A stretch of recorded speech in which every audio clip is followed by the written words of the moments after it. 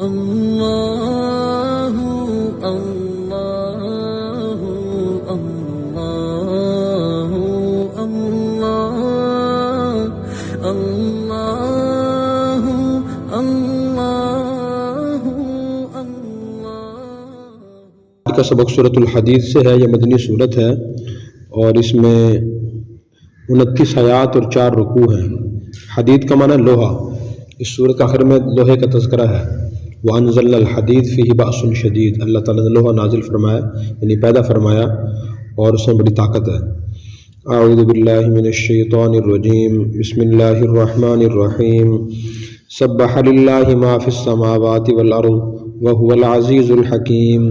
سبحہ پاکی بیان کرتی ہے، للہ اللہ کی، ما جو چیزیں فی السماوات آسمانوں میں ہیں، والارض اور زمین میں ہیں، وہو اور وہ العزیز غالب ہے، الحکیم حکمت والا ہے۔ تو اللہ تعالیٰ یہ فرما رہے ہیں کہ جتنی بھی چیزیں آسمان اور زمین میں ہیں، جتنی مخلوقات ہیں، وہ نباتات ہوں، جمادات ہوں، حیوانات ہوں، وہ ساری کی ساری اللہ کی تسبیح اور پاکی بیان کرتی ہیں۔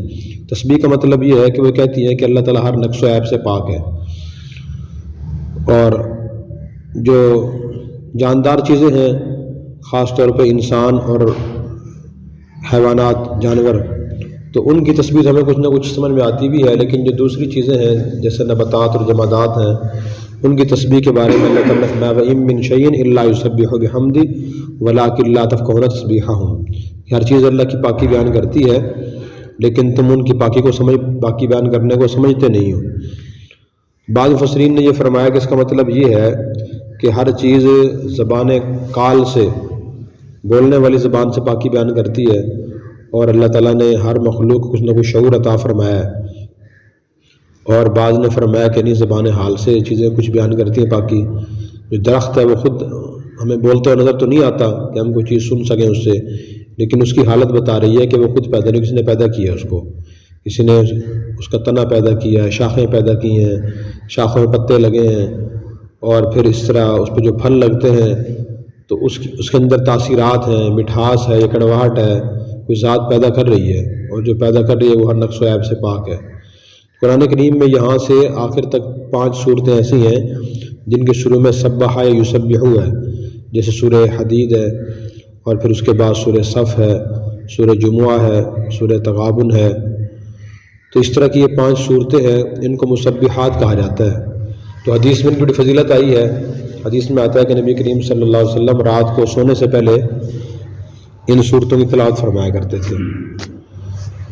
اور اس میں ہمارے لیے سبق بھی ہے کہ ہر نقص و عیب سے جو پاک ذات ہے وہ اللہ کی ذات ہے، اور انبیاء فرشتوں کی ذات ہوتی ہیں، جن میں کوئی نقص و عیب نہیں ہوتا۔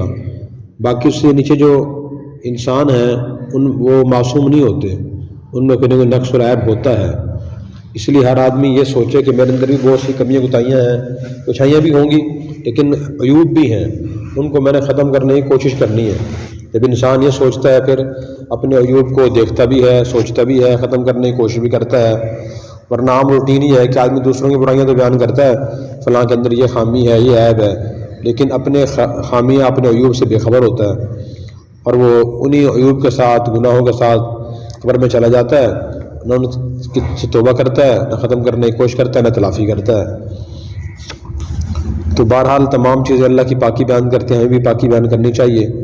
پھر اس کے بعد فرمایا لہو ملک السماوات والارض، لہو اسی کی ہے ملک، بادشاہت، سلطنت، السماوات آسمانوں میں، والارض اور زمین میں، یحیی و یمیت، یحیی وہ زندگی عطا کرتا ہے، و یمیت اور موت دیتا ہے، وہو علی کل شیء قدیر، اور وہ ہر چیز پر قادر ہے۔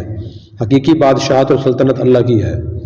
دنیا میں جو بادشاہوں کو بادشاہت سلطنت ملتی ہے وہ عارضی طور پہ ملتی ہے، اور اللہ کی مشیت شامل ہوتی ہے تو ملتی ہے ان کو، وہ اللہ کو منظور ہوتا ہے تو اللہ تعالیٰ وہ سلطنت اور وہ اختیارات بندے سے لے بھی لیتے ہیں۔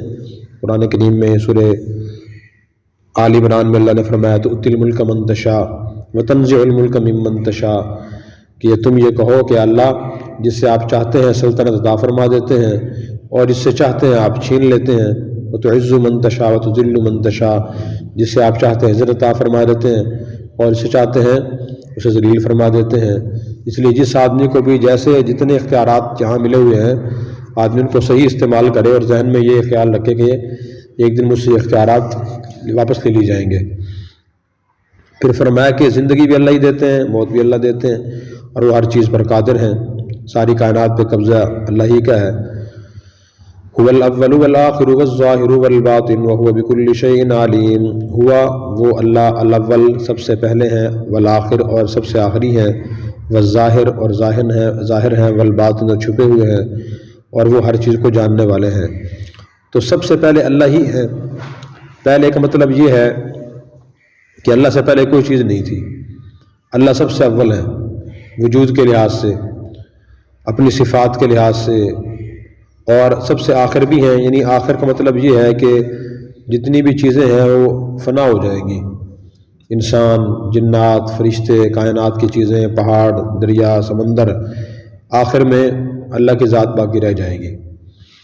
اور وہ ظاہر بھی ہیں، اپنی صفات کے لحاظ سے اللہ ظاہر ہے، جتنی اللہ کی صفات ہیں وہ ظاہر ہیں۔ پہاڑوں کو دیکھیں قدرت ظاہر ہوتی ہے اللہ کی، اسی طرح انسانوں کو دیکھیں تو صلاحیتیں ظاہر ہوتی ہیں کہ اللہ تعالیٰ نے انسان کو پیدا کیا، اسے بولنے کی، سوچنے کی، دیکھنے کی، پکڑنے کی، سننے کی قوتیں عطا فرمائی ہیں۔ تو جس ذات نے قوت دی ہے وہ کتنی بڑی طاقتور ہوگی، اس سے اللہ کی صفات ظاہر ہوتی ہیں۔ تو اللہ صفات کے لحاظ سے ظاہر ہیں، اور والباطن اپنے وجود کے لحاظ سے پوشیدہ ہیں۔ اللہ کی جو ذات ہے جس نے وہ نظر نہیں آتی، جیسے ہم آپ اس کو دیکھ رہے ہیں، اللہ کی ذات نظر نہیں آتی ہمیں ایسے، تو اس لحاظ سے اللہ تعالیٰ باطن بھی ہیں اور ہر چیز کو جاننے والے بھی ہیں۔ یہ آیت بہت اہم آیت ہے، اور ایک حدیث میں آتا ہے کہ یہ آیت ہے یہ 1000 آیتوں سے زیادہ فضیلت رکھتی ہے، تو اس لیے یہ آیت ہمیں پڑھنی چاہیے۔ اس میں اللہ تعالیٰ کی بہت زیادہ تعریف ہے کہ اللہ تعالیٰ اول بھی ہیں، آخر بھی ہیں، ظاہر بھی ہیں، باطن بھی ہیں۔ بندہ اگر ظاہر ہوتا ہے تو چھپا ہوا نہیں ہوتا، چھپا ہوتا تو ظاہر نہیں ہوتا، تو اللہ تعالیٰ میں متضاد صفات موجود ہیں۔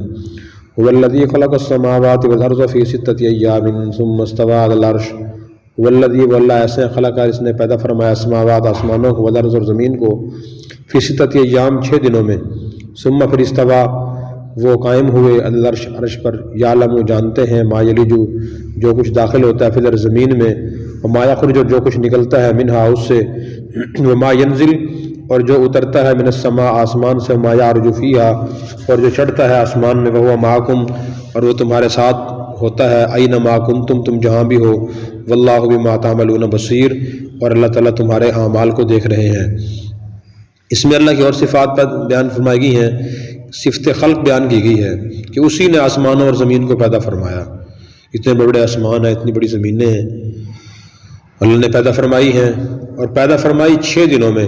قرآن کریم میں کئی مقامات پر اور بھی ہے کہ اللہ نے 6 دنوں میں آسمان و زمین پیدا فرمائے، تو 6 دنوں سے مراد 6 دنوں کے برابر وقت ہے، کیونکہ جب آسمان و زمین پیدا ہوئے اس وقت سورج پیدا نہیں ہوا تھا، اور دن رات تعلق سورج سے ہے، سورج طلوع ہوتا ہے تو دن شروع ہو جاتا ہے، سورج غروب ہوتا ہے تو رات شروع ہو جاتی ہے، تو اس سے مراد وقت ہے۔ تو اس کے گھنٹے بنا لیں، کتنے گھنٹے بنتے ہیں، اتنے وقت میں اللہ نے پیدا فرمایا۔ اتنے 6 دنوں میں کیوں پیدا فرمایا؟ اللہ تعالیٰ تو ایک لمحے پیدا فرما سکتے تھے، تو قرآن کریم میں ہی اللہ تعالیٰ نے ایک اور جگہ فرمایا تاکہ لوگ اس سے سبق حاصل کریں کہ ہر کام کو آہستہ آہستہ کرنے کی کوشش کریں۔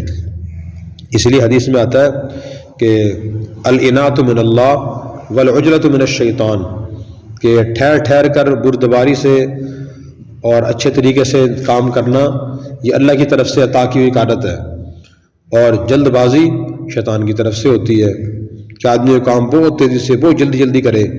جیسے نماز پڑھ رہا ہے بہت تیز تیز پڑھتا ہے آدمی، قرآن پڑھ رہا ہے بہت تیز تیز پڑھ رہا ہے، یا سفر کر رہا ہے تو سواری کو بہت زیادہ تیز چلا رہا ہے، تو یہ اچھی چیز نہیں ہے۔ اعتدال، میانہ روی یہ اچھی صفت ہے، اور یہ اللہ کی طرف سے عطا ہوتی ہے، اس میں ہمارے لیے سبق ہے۔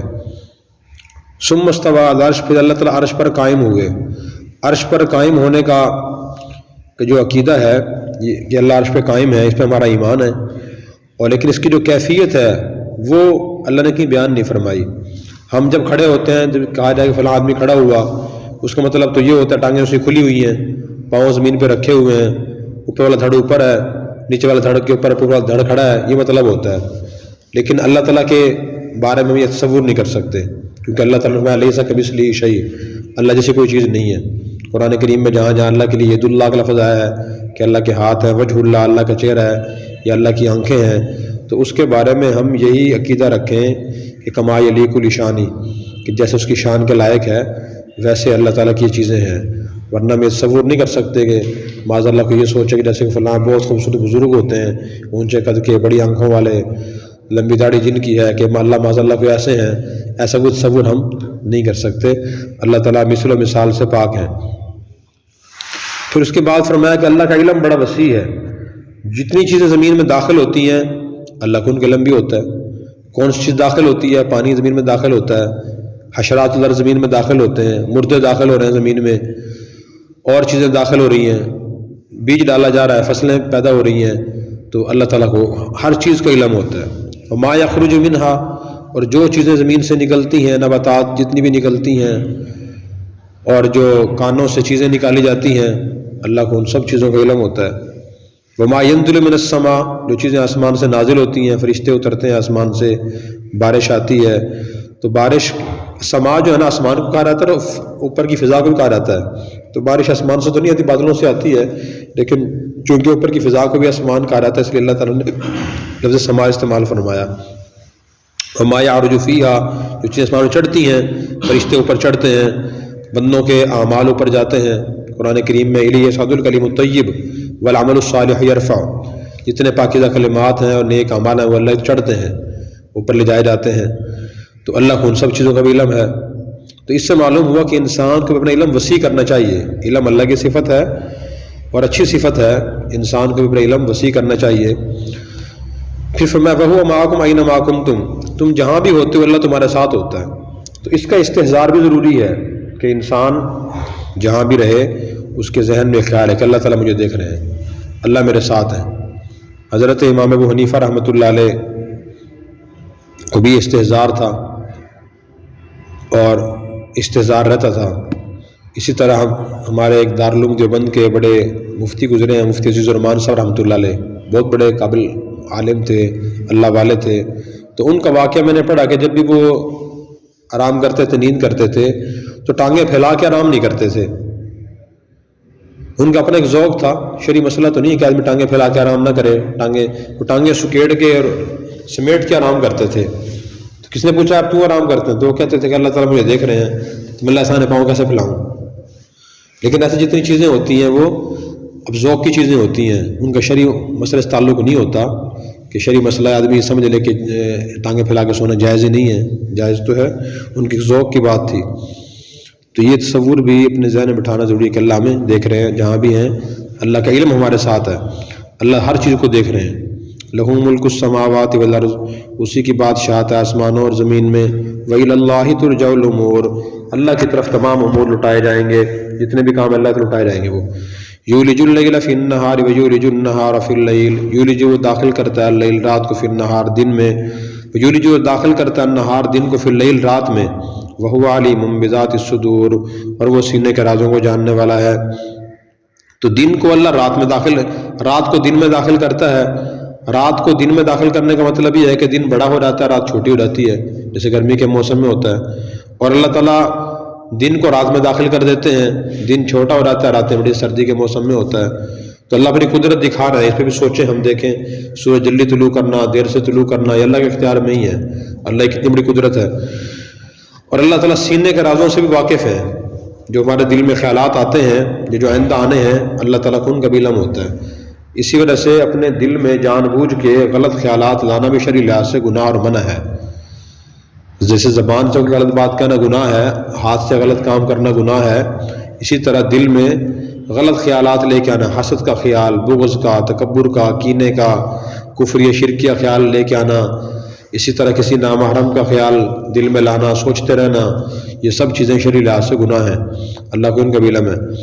آمنوا باللہ ورسولہ وانفقوا مما جعلکم مستخلفین فیہ، آمنوا ایمان لاؤ باللہ اللہ پر، ورسول اور اس کے رسول پر، وانفقوا خرچ کرو، مما اس میں سے، جعلکم جس میں سے تمہیں بنایا ہے، مستخلفین فیہ خلیفہ بنایا ہے، فالذین آمنوا منکم، بہرحال جو لوگ ایمان لائے تم میں سے، وانفقوا اور وہ خرچ کرتے رہے، لہم اجر کبیر، ان کے لیے بڑا اجر ہوگا۔ تو اللہ نے حکم فرمایا کہ اللہ اور رسول پر ایمان لاؤ۔ اللہ رسول پر ایمان کا مطلب یہ ہے کہ اللہ کے احکام کو انسان جانے، ان پہ یقین کرے، اللہ کے وجود کو تسلیم کرے اور دل سے یقین کرے، اور دوسری بات یہ فرمائی کہ جن چیزوں میں تمہیں اللہ نے خلیفہ بنایا ہے پہلے لوگوں کا، ان میں سے خرچ کرو۔ جو چیزیں ہمارے پاس آج ہیں پہلے کسی اور کے پاس تھی، ہمارے پاس ہیں کسی اور کے پاس چلی جائیں گی۔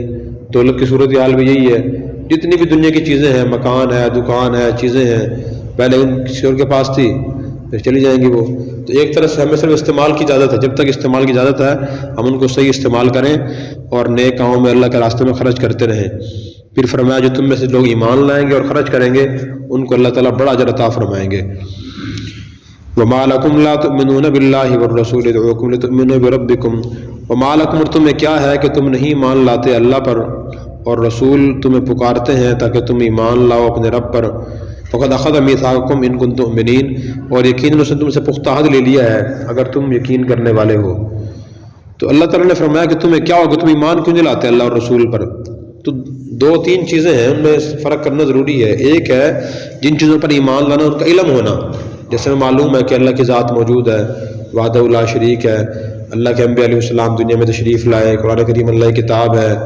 علم تو سب مسلمانوں کو ہے ان چیزوں کا، لیکن ایمان اس سے بڑی چیز ہے۔ اس سے بڑی چیز کیا؟ دل میں یقین پیدا ہو جائے کہ واقعی اللہ کی ذات موجود ہے، اللہ کے ہم پہ احسانات ہیں اور اللہ کے نبی اس لیے تشریف لائے کہ ہمیں رہنمائی کریں، ہم ان کی تعلیمات میں زندگی گزاریں، کامیابی اسی کے اندر ہے۔ اس کا دل میں یقین پیدا کرنے کا نام ایمان ہے۔ تو یہ ایمان کا مطالبہ ہم سے کیا گیا ہے اور یہ دیکھنا ہمیں ضروری ہے کہ ہم کتنا ایمان لے کر آ رہے ہیں۔ پھر فرمایا رسول تمہیں پکار رہے ہیں کہ اپنے رب پر ایمان لاؤ۔ تم سے اللہ نے پختہ عہد بھی لیا ہے۔ کون سا عہد لیا؟ عہد الستو لیا ہے، عالم ارواح میں عہد لیا تھا۔ فرمایا اگر تمہیں واقعی تم مومن بننا چاہتے ہو تو تم یقین پیدا کرو۔ یقین کیسے پیدا ہوگا؟ اللہ کی تعالیٰ کی صفات پڑھنے سے اور نبی کے معجزات پڑھنے سے، کمالات پڑھنے سے دل میں یقین پیدا ہوگا کہ واقعی ان کی تعلیمات سچی ہیں اور یہ جو کچھ فرما رہے ہیں وہ صحیح فرما رہے ہیں۔ اللہ تعالیٰ ہمیں عمل کرنے کی توفیق عطا فرمائے۔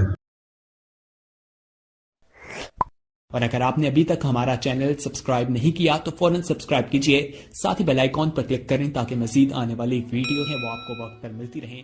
اللہ حافظ۔